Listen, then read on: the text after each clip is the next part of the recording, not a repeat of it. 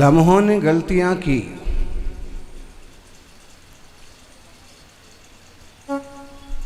सदियों ने सजा भोगी।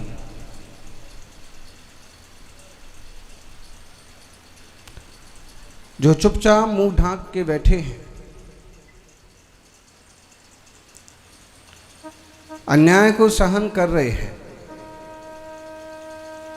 झुकते और झुकते ही चले जा रहे हैं, समय उनका भी इतिहास लिखेगा।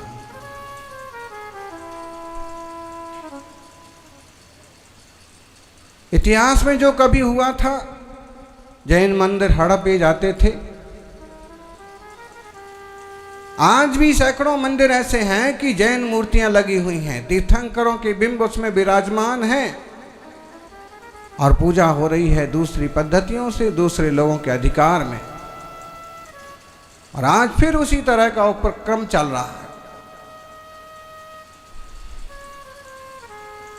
गिरनार जी के बारे में जैसे कि लोग कहते हैं कि गिरनार जी हमारे हाथ से चला गया, कुछ लोग कहते हैं गिरनार जी हाथ से जाने वाला है, लेकिन सच्चाई ये है कि आप जाने देंगे तो जाएगा, और अगर हिम्मत करके वापस लेंगे तो गिरनार जी जैन शासन का प्रसिद्ध तीर्थ है, जैन शासन में ही रहेगा।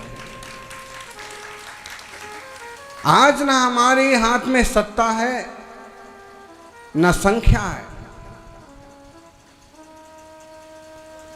न सत्ता है न संख्या है, और ना देखा जाए तो ठीक ढंग से बल और वैभव ही है।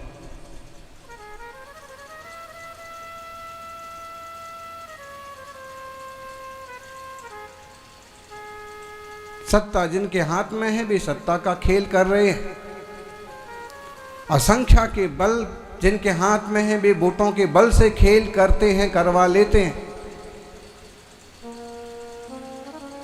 आपके हाथ में क्या है? बुरा लगे तो लग जाए, लेकिन आप एक ऐसा नेता बताइए कि जो खड़ा हो और उसके साथ 100 लोग खड़े हो जाए कि आज हम क्रांति करने जा रहे हैं।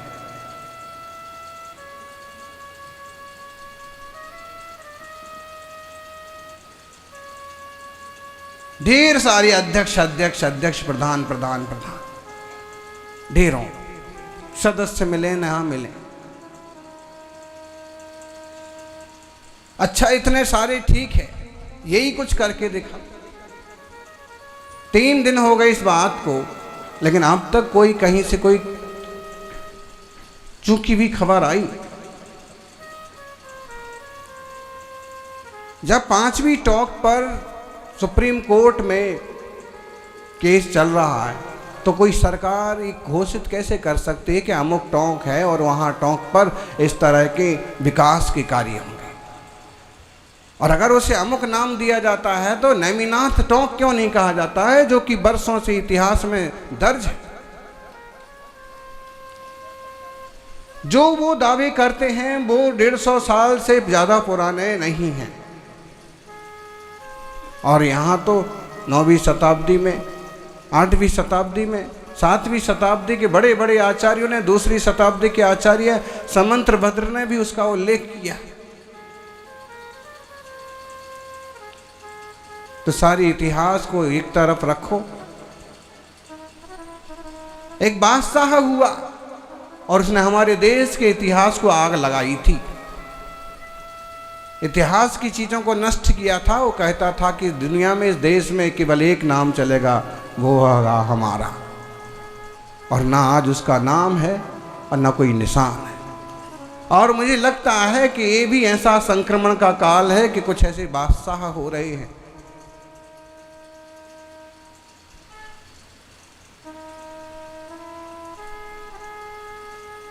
कम से कम इतिहास, संस्कृति और प्रकृति और पुरातत्व की रक्षा तो होना ही चाहिए।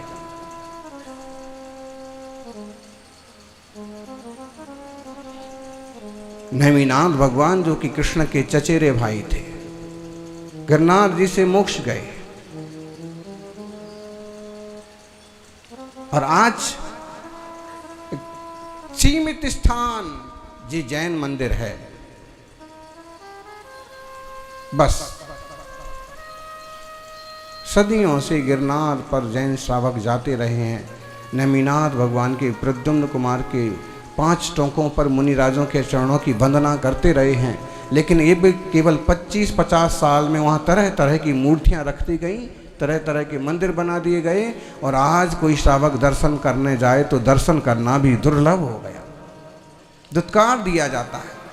इस बात पर क्यों नहीं कोई भी कमेटियाँ समितियाँ काम करती हैं कि जो संविधान में लिखा है 1947 के समय जो स्थितियां हैं पौरातात्विक स्थलों की, तीर्थों की, वो वैसे ही रहेंगी, उनमें कोई फेरबदल नहीं किया जाएगा।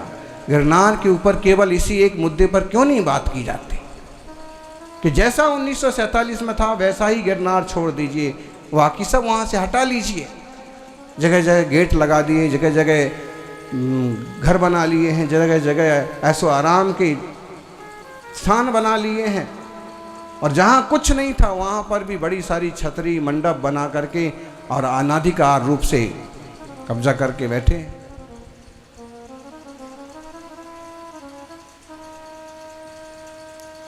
गिरनार प्रवास के दौरान वहाँ के एक पंडा महंत मुक्तानंद 2-3 बार घंटे घंटे भर की चर्चा करते रहे। पहली बार तो बहुत ज़्यादा उबल रहे थे, फिर धीरे धीरे ठंडे पड़े।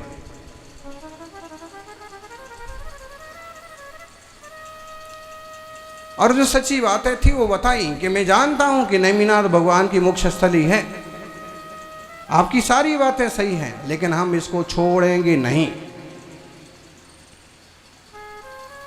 क्यों नहीं छोड़ेंगे? कमाई का सबसे बड़ा साधन है।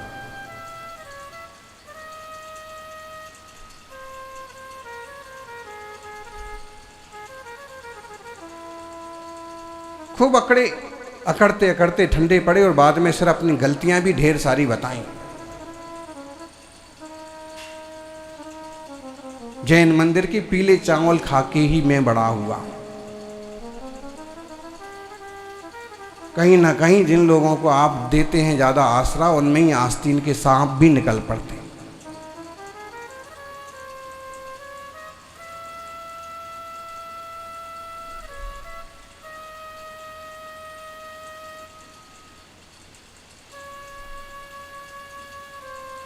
उसकी अकड़ लकड़ झगड़े टंटे गाली वाली बात सुनते तो रहे हम, हमने कुछ नहीं कहा। जितना जरूरी था उतना उतना संबोधन किया। एक संत नामधारी को ऐसा शोभा नहीं देता। उसके निकलते निकलते जो उनके साथ एक पार्षद आया था, मैंने कहा 1.5 साल से ज़्यादा ये आदमी चलेगा नहीं।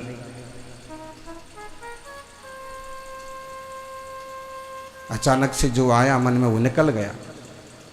ठीक 1.5 साल बाद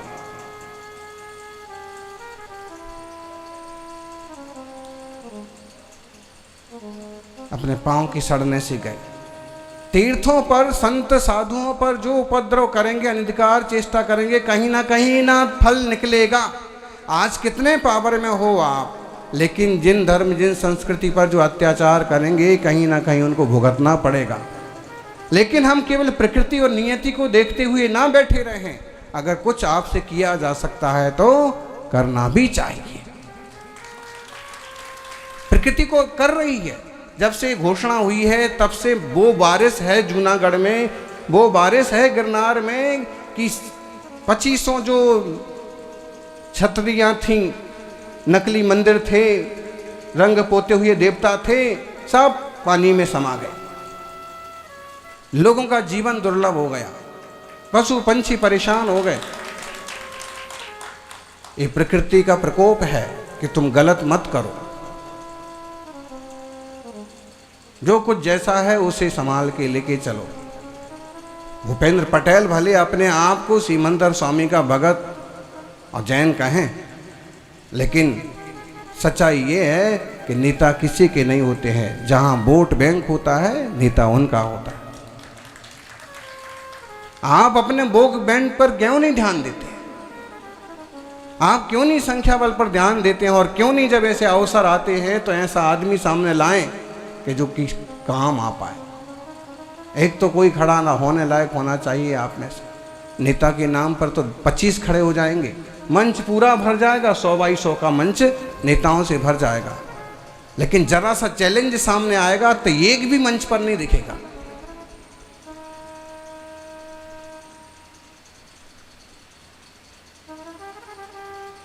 नेतृत्व करता है वो जो चैलेंज स्वीकार करने की सामर्थ्य रखता। शतुरमुर्ग की तरह चेहरा छुपा लेने से संकट टल नहीं जाता है। इस बात को समझना होगा और इस पर अमल करना होगा। बात तो उठाइए, एक बार एक्शन में तो आइए कि आखिर ऐसा क्यों।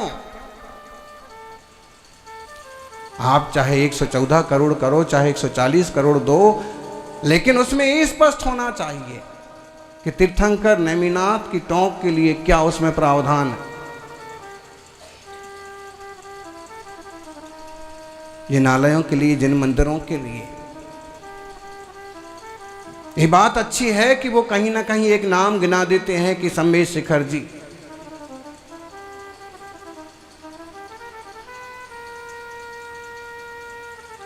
बनारस में तो पारसनाथ की भेलूपुर में जन्मभूमि है, उसका वहां कभी उल्लेख आता है? गिरनार नेमिनाथ भगवान का मोक्ष स्थल है, जग विख्यात है।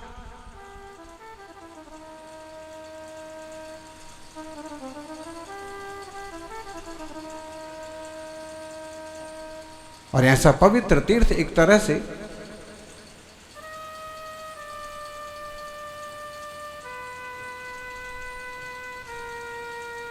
अवैध लोगों का अड्डा बन गया।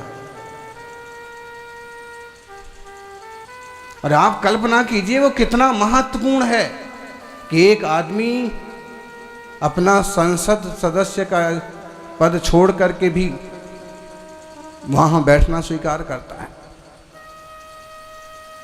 कितना महत्वपूर्ण है वो, कितना कमाई का साधन है। कौन कितनी साधना कर रहा है ये उसका आचार विचार बोलता है। जो भी है,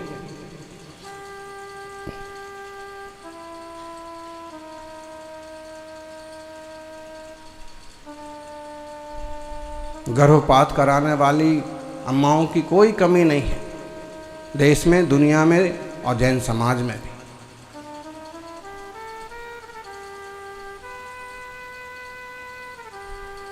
बाहर में एक चूहा भी मर जाए तो दुख होता है कि मेरे से चूहा मर गया, और ऐसे पंचेंद्रीय जीवों के घात किए जाते हैं और उसके कोई प्रायश्चित नहीं होते हैं, कोई खबर नहीं होती। विचार तो कीजिए, कोई ऐसा जीव एकाद आ जाए आपकी कोख से कि जो जैन धर्म के लिए मर मिटने के लिए तैयार हो जाए।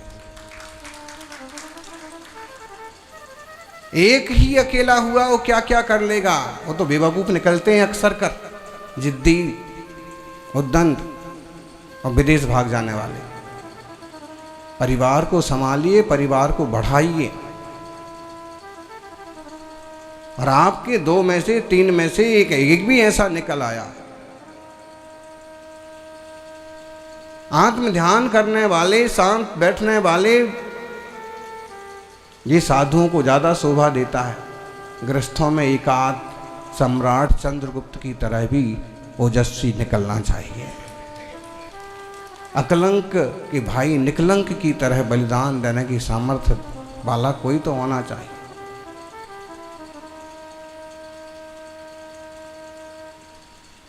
बड़ी मछली छोटी मछली को बिल्कुल निगलने के लिए तैयार है। ऐसे कैसे ये संस्कृति सुरक्षित रहेगी? सज्जनों, सबसे पहले तो एक संकल्प होना चाहिए श्रावक श्राविकाओं का कि बेस जैसे पानी की बूंद भी नष्ट नहीं करते हैं। चूंकि जहाँ हमारा प्रवास है, मंदिर के बाहर ही जैनी का एक घर है, हमेशा लगभग सुबह एक पाइप बहता ही रहता है। वो जैन साहब की बात करेंगे तो मुंह पर हाथ लगा के बात करेंगे, लेकिन कम से कम हजारों लीटर पानी नाली में यूं बहता रहता है। वो हिंसा उन्हें नहीं दिखती। तो जैनी लोग पानी की बूंद का भी घात नहीं करते, कीड़े मकोड़े को भी नहीं मारते, फिनाइल का उपयोग नहीं करते, करें तो बहुत कम। जहां आप कीड़े मकोड़ों को भी मारना पाप समझते हैं, वहाँ सबसे पहले लिस्ट में ये डालिए कि घर परिवार कुटुंब में कहीं किसी के यहाँ भी गर्भ में कोई जीव आएगा, उसे नहीं मारा जाएगा। कैसी भी स्थितियाँ बनाए, एक दूसरे को संबोधित करके संभालिए, और कोई भी संतान कोई भी जीव आए उसे जन्म लेने दीजिए। जीव दया सबसे बड़ी पहली शुरुआत तो यहीं से होना चाहिए।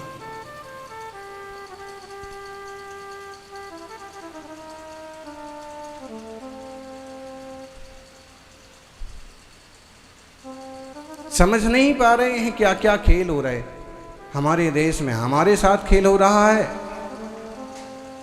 तो चाइना हमारे देश के साथ खेल कर रहा है। चाइनीज मंझे से कितने लोग अभी मर गए। अभी संक्रांति चालू नहीं हुई है, आई नहीं है पतंगें ढेरों, अभी सिर्फ शुरुआत है। एक माँ बाप छोटी सी 7 साल की बच्ची को बिठा करके गाड़ी पर लेके जा रहे थे, और उनकी देखते देखते यहीं दिल्ली में गर्दन अलग हो गई चाइनीज मंजे से, धागे से। सरकार इस पर क्या एक्शन लेती है?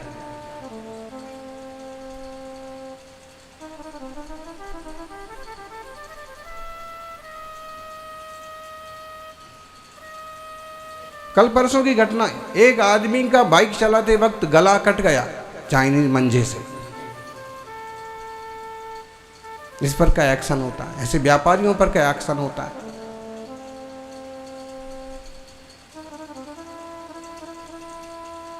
एक दूसरे को काटने की जो साजिशें चलती हैं और कमजोर वर्ग को सताने की जो साजिशें चलती हैं, ये बहुत खतरनाक है। इससे प्रकृति का भी संतुलन बिगड़ेगा और संवेदनाओं का भी संतुलन बिगड़ेगा। इंसान नहीं रह जाएगा।